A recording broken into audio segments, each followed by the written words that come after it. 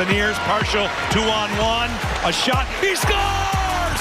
Hey, hey, what do you say? You know, just excited to get going.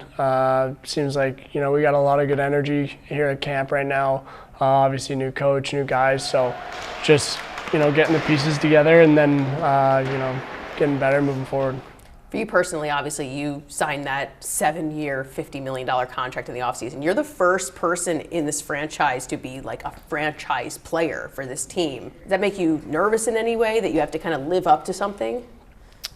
Yeah, I mean, I think, you know, when you obviously get a contract like that, you have, you know, expectations on yourself and from the team and from, you know, the outside, the fans, people like that. So, you know, there's definitely expectations that, you know, you want to fulfill and, you know, hopefully do better than them. But, you know, you try not to think about it. You just try to play hockey and play your game and, you know, hope that all comes together.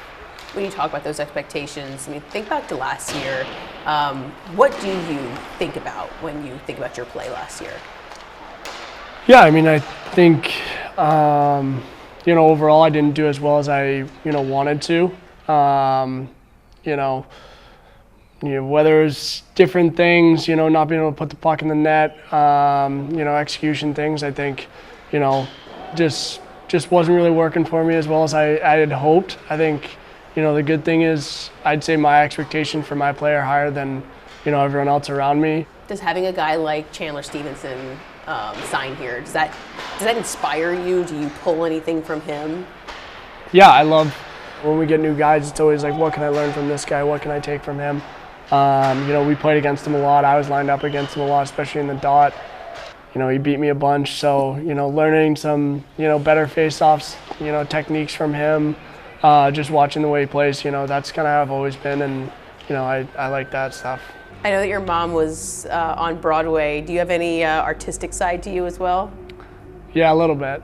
We were all like forced, kind of. Not actually forced, but like we all had to play an instrument when we were younger, so we all started with piano. And then I went to violin for a little bit, then clarinet for a little bit, and then I played the saxophone until junior high school. And then I kind of stopped. But we were all doing instruments, and then we did a little bit of like acting and singing. She had like summer camps, and she'd force us to do those because she didn't have enough guys. So usually me and my brother would have to do them.